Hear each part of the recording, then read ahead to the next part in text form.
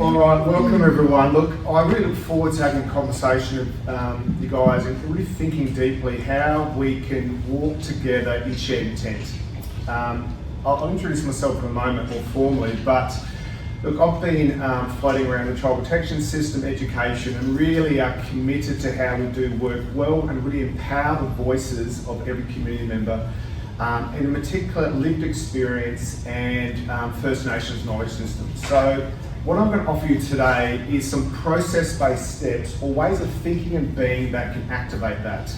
I'm offering it as an idea, allow you guys to see whether or not it fits right for your context.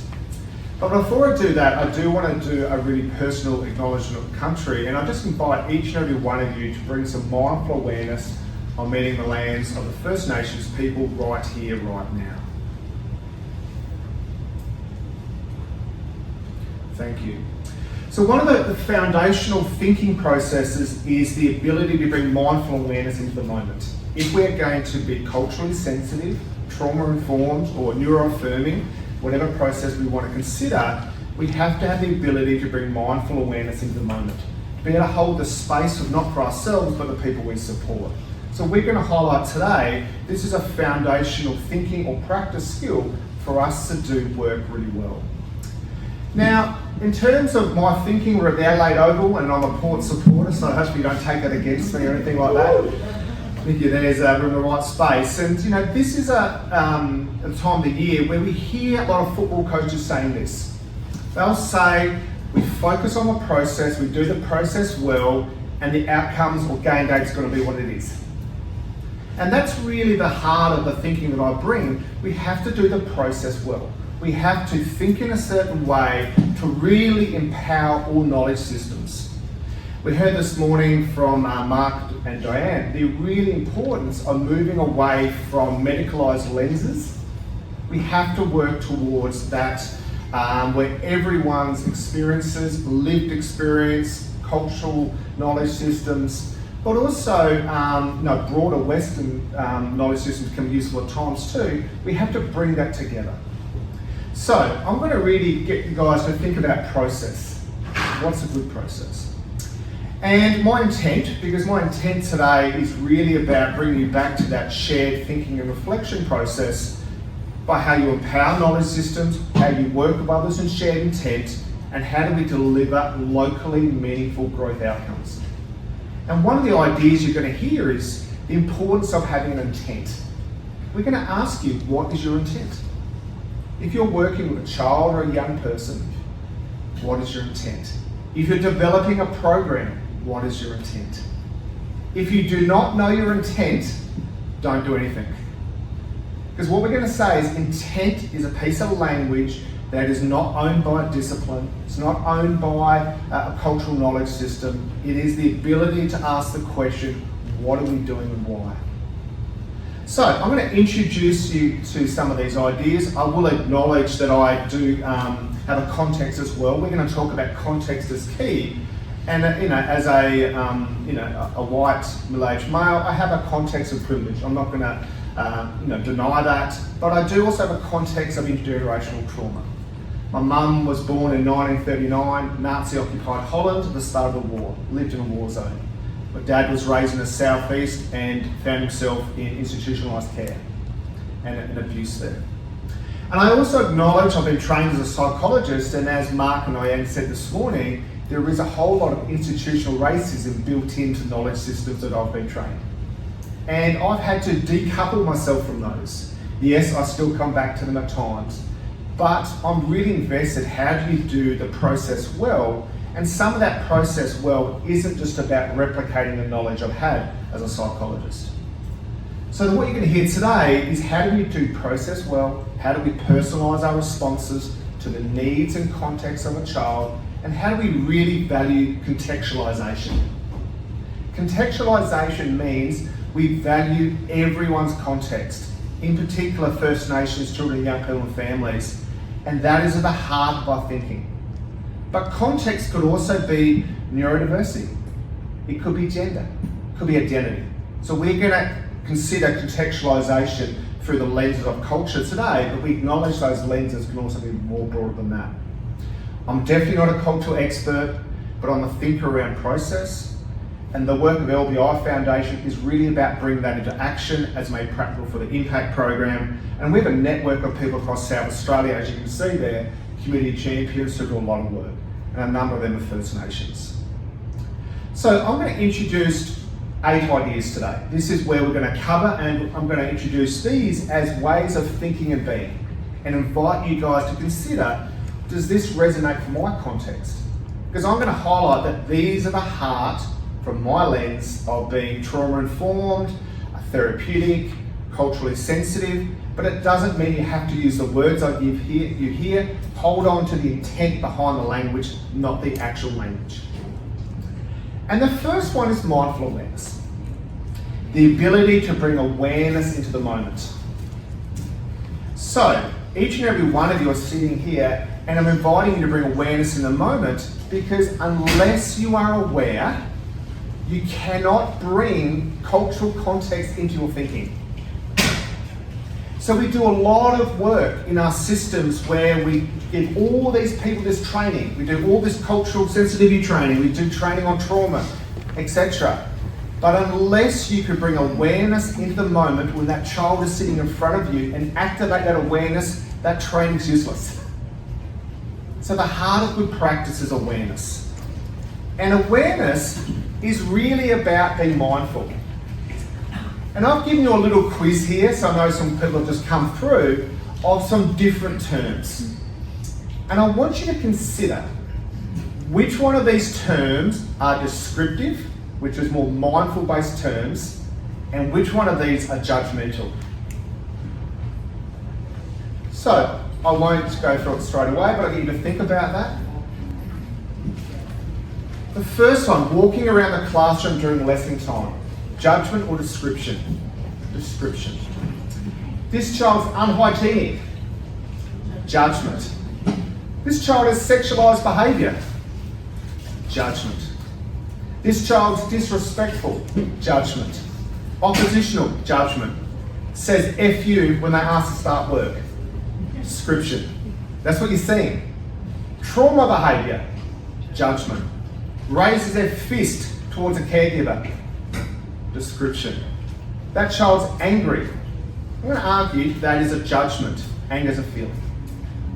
So what are we saying here? If we are going to work in a culturally sensitive, trauma-informed way, a way of thinking and being needs to be mindful, non-judgmental language.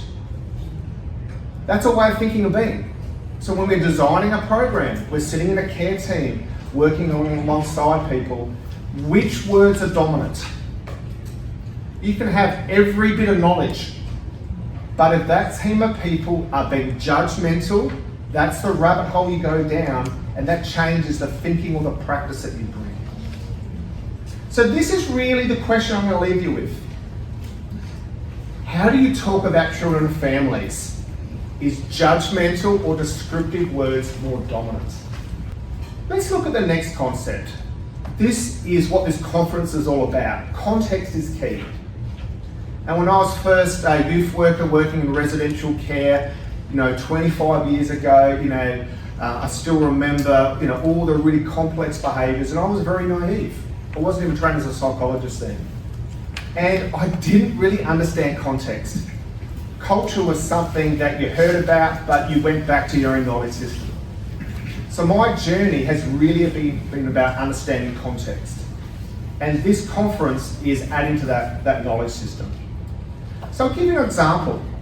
I've done a lot of work with children and young people in the context of wilderness programming. And one of the programs I've been involved in is called Operation Flinders, a very intensive wilderness adventure program for youth at risk. This program takes young people 14 to 17 up the northern Flinders Ranges and asks them to walk 100 kilometres over 7 days. This is a massive change in context. What's the big change in context? In the Flinders Ranges, there's nowhere to run, there's nowhere to hide. If you're pissed off, guess what? You've got to work it through. You can't just run out of the classroom and say, F you, I'm out of here, and then it doesn't get dealt with. You've got to deal with your feelings.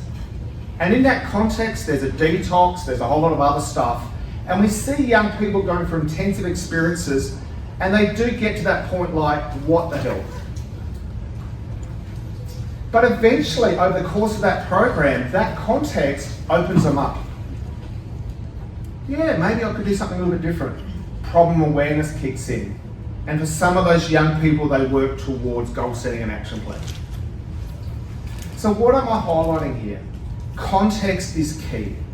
Yes, cultural context is absolutely important. And I can honestly say, longitudinally, I have not valued that as much as I should. But trauma as a context is important. Lived experience, neurodiversity. We have to bring all of this together. And when we think about context, we are thinking about all of these factors. Now, when we think about context, this could be for an individual child you're supporting as a part of a care team, if you're a caseworker. But it could also be how you design a program. Cultural, trauma, power, colonialisation, neurodiversity, family, developmental, the connection of land and community, cultural safety and sensitivity. Is the care team being trauma responsive or neuroaffirming or culturally safe in practice? So, what we're going to say, for us to be culturally sensitive, trauma informed, we have to take the time to value context. So, what you'll hear from the work that we do, we ask every time, this is what we're noticing in this child, but what is the context of that child? And culture is so important. But culture looks different for every child. You know, I caught up with a care team this week, and there was a Aboriginal young man who came from the KWY lands living within Murray Bridge. Now, we might think he's disconnected from lands, but he actually identified with the Nurrunjeri culture. And he was accepted in that culture. So we need to understand his individual experience of that culture, not the fact that he's living away from his previous family. We have to get that granular. So really, this is the question for you guys to take away as a way of thinking and being. To what degree do we personalise our care and support to the individual needs and context of an individual child, young person and family? Are we personalising? Yes, there are foundational ways of content that we need to bring into our work. Yes, culturally sensitive practice needs to be absolutely the core of that, but we have to bring that down to the individual level. And what we're saying here in this context is key. Let's look at the next key thinking. So we've gone through two so far. We're thinking about under the surface. Now, this is a concept that we really see at the foundation of many trauma-informed programs, etc. And many people might have seen like the iceberg model was the way to do that. This is a way of thinking and being. It really asks the question in a person that we're supporting, what is beneath behaviour? What is driving this? How does this help this child? Because every behaviour has a need behind it. We have to ask the question, what is the need? What are needs are being met by that actions? So, it doesn't, from my point of view, it doesn't matter your context or your practice background. Your intent is to ask the question, what is beneath behaviour? And we need care teams, practitioners, systems to look beneath behaviour and to move away from those judgments. But when we look beneath behaviour, we need to consider context. Because if a child has had a context of trauma, we know that under the surface, there are going to be higher control needs, greater feelings of lack of safety and trust. So by understanding context, it allows us to go deeper. So none of these are in isolation. So this is a reflective question. Is your care and support focused on the surface, or does it understand the why? Is there a why question you're asking here, including the feelings and needs? The view I would take would be to be culturally sensitive or to be trauma-informed, we have to look beneath what we're seeing. Your knowledge around context and culture will inform what that looks like, but the thinking process can never not go away. All right, we're going to move forward to the next one. We're going to really ask the question, well, what are we doing when we're supporting a child or a young person in front of us? What are we bringing to that process? And we're going to talk about, are we responding or are we reacting? Now again, not everyone likes these terms, and you can find your own language around this, but this is the term that I first played with about 17 or 18 years ago when I did some training in the Northern Territory, and the language of respond, not react is very sticky. People can get it fairly quickly. Because we know that every child who's in our system, at times when they're young, will have these wobbly moments. This is attachment. Irrespective of cultural background, every child gets to that point like, I'm hungry, I'm pissed off, do something. And that's their internal world. So, what do? They send a message, and their whole brain is overwhelmed, as you can see there. What do? We respond, not react. We meet that child where they're at, and what happens is their internal state goes down and their frontal lobe returns. So, irrespective of context, how do children learn self-regulation? They learn through co-regulation. They learn it from adults, whether it's their primary caregiver, their community of support. It could be their whole kinship network. We're not saying it's just one person here. From an attachment perspective and a cultural context, that could be the whole community. So we're acknowledging it has a multiple adults. But it does this thousands of times. Babies get upset. They give us a cue. We respond, not react. The internal state goes down, the frontal lobe returns, and self-regulation is built. So what is really the key idea we're giving you here is that responding, not reacting, is a way of thinking and being. Are we responding to that child from our own frontal lobe, meaning from this part of the brain with intent, or are we reacting from our emotional state? That means we're reacting from our needs. And the questions we give you, are you grounded? Which is really, are you mindfully aware? Are you responding, not reacting? So, this is a way of thinking and being. If we're going to have a trauma-informed, culturally responsive, care system, we have to have adults who are grounded, responding, not reacting. Which means we have to think about the well-being of our teams as well, isn't it? Because that's going to impact on that. So, think about the last tricky supporting adult interaction. That could have been with your, could be an older person who's supporting, could have been a child. Did you respond? Did you react? The next one we're going to consider is the power of intent. And we've introduced this very early already. And we're going to talk about what does it mean to be intentional. Because we're going to suggest that this is a key concept that we can bring to focus in our practice. Now, what does intent mean? When you're sitting in front of a child or a young person, asking the question, what is my intent? What is my intent? What am I doing here? When you're designing a program, a therapeutic program, what is the intent of that program? What are we trying to achieve? What is the intent? What outcomes are we working towards? How are we working to get to that point? Now, what you can see there, intent is a way of thinking that we use to scaffold our knowledge systems. This is a process. I'm not a cultural expert, but what I invite people to do when I'm working side by side is to go, what's our intent? What are we working towards? How are we going to do that? And the intent and the how needs to be based upon the shared wisdom of everyone there. So, this is as simple as it gets. Next, client contact. What is my intent? That one question brings you back into the moment. You think about it, it asks you very clearly, what is my intent right now? And that can change.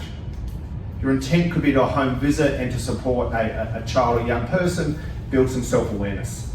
Suddenly they're in crisis, my intent right now is to build safety and trust. So it can change, it's not fixed. Let's look at another one. We'll do this fairly quickly, I'm not running out of time. It's not intent, it's the type of intent. About 10 years ago, I was involved in an initiative in the Northern Territory where the CLP government at the time, 2013, said we're going to implement a boot camp. This is for First Nations young people, pretty much at NT. Now when you hear boot camp, what do you hear? Punishment. It was a very, very non-therapeutic response driven by massive crime wave in Alice Springs. Huge amount of money. I was contracted with myself and a colleague to work with the providers to try to make it therapeutic. And in hindsight, I probably wouldn't have done it again because it was so confined around parameters around the government that we could never fully do it.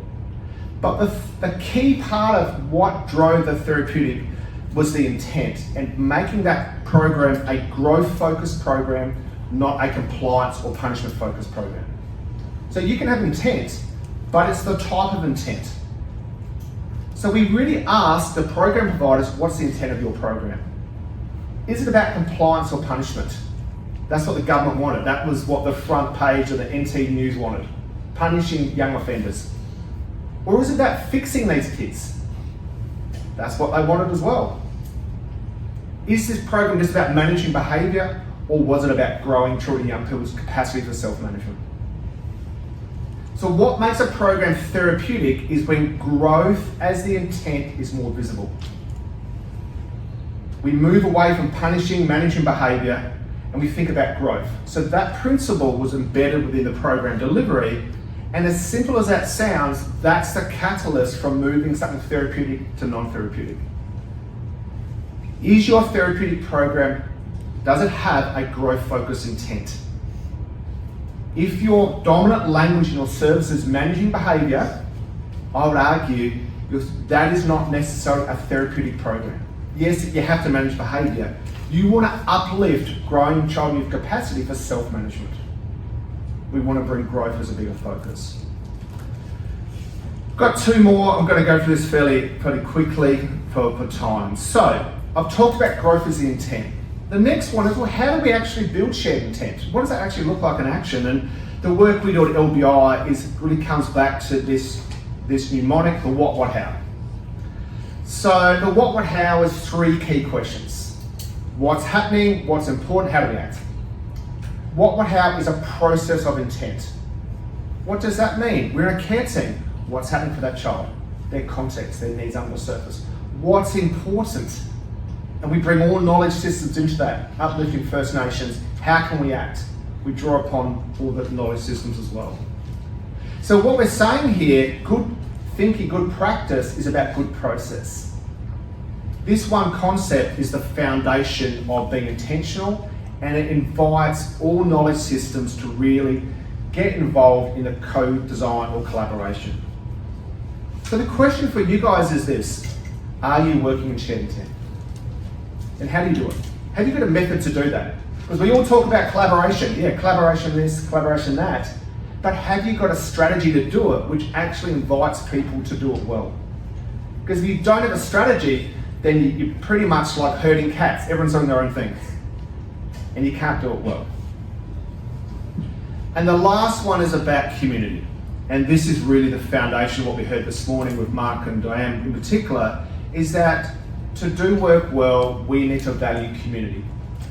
And what we're going to say is our work is based upon building wellbeing and trauma-responsive communities. You could reframe that as culturally sensitive communities if you want to. Our work is more around trauma, so we uplift that, and we're not cultural experts, so we don't profess to use that language. But really what this means is this.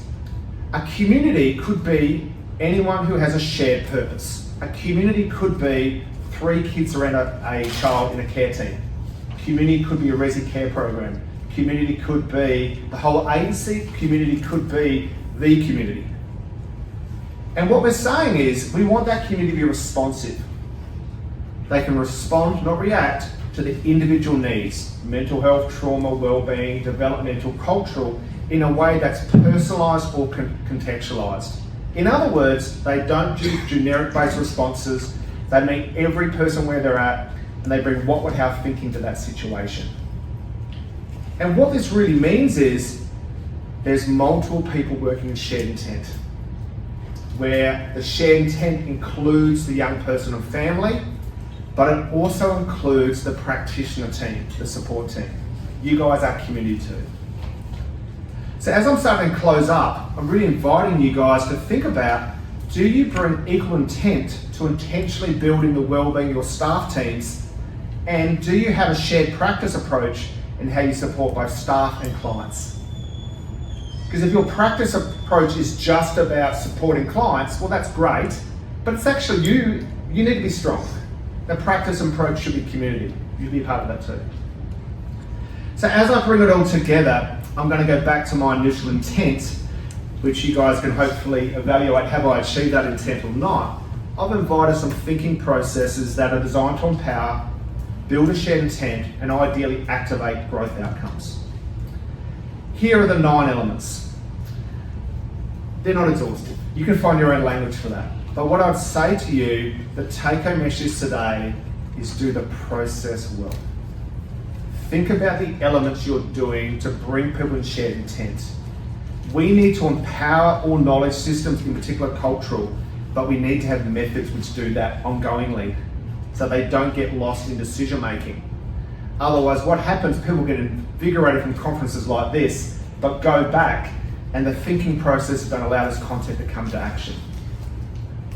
If you're really interested in the sort of the depth, there's a couple of journal articles there. I've written about the art of being intentional, and there's around cultural sensitivity, there's a component on that. And we really value wellbeing, responsive community as a construct. And LBI is obviously doing some work around that. So I want to thank you guys for allowing me to have this conversation with you. I'm really passionate about contextualization, absolutely passionate about activating local knowledge systems. Culture is an absolutely important part of that. But it's also about lived experience. It's about neurodiversity. It's about all of those systems together. So I have pretty much finished there. I'm hoping I've kept the time there. Happy? Cheers, mate. Thank you so much. You've got about 5 minutes of question time. Happy to answer any questions, or happy to give you guys an early minute if you want to do that as well. So. If you've got a question, just put your hand up. We'll sing a song. Yeah, so, sorry, we had that? Yeah, not so much, but I do like where you put in, like, with the staff, also looking after staff, just looking after clients, and then you're not allowing the team to grow or take care of the team as well, because it is a big, it's lots of work. Absolutely. Working with youth and children and families, so I really liked all of it, but I really think that's a really main key when we're helping that we're working with. Make sure we're taking care of each other as well. Sorry, I'm going to say that again. I'll say the language this time. No. Sorry. No, I was just saying that was a great presentation, and I just like the part where he spoke about taking care of staff, as well as taking care of your clients, and just working with the clients, and you'll not take care of yourself, and always thinking about and reflecting how you're working in that space. Really, really good. Yeah, thank you for that. Look, a quick comment. Everything you've heard today, and I'll go back to these sort of principles, they're principles of good practice for how you support your staff teams. If you're a leader, are you mindfully aware? Are you considering your staff's context? Are you responding, not reacting? Are you considering what's under the surface? Are you working in shared intent? So ways of thinking and being isn't just forward-facing, it's a culture of how we do everything. But you have to be really intentional about that. And it does take, to be honest with you, it takes leaders of agencies who are not looking for checklist approaches that we're doing culturally sensitive practice or trauma-informed practice. It is transformative leaders who want to bring a practice approach of whole. Yeah, correct, because when you talk about the cultural sensitivity and trauma-informed, yeah, they're very common words in these, but what is culturally sensitive and what's trauma-informed, and ensuring that everybody's on the same path. Yeah, is that? Yeah, and I'm suggesting all of these, and you guys are welcome to push back, represent thinking processes which support both. Yeah, no, great presentation. Yeah, thank you. Yeah, it's great. Thank you so much. Any other final comments? Looks like you guys are up for early minute. Thank you so much today. I really appreciate it. Happy to answer any questions after all, and you're welcome to get in touch if you find that content useful, or if you like the notes, I'm happy to send you notes by email. So.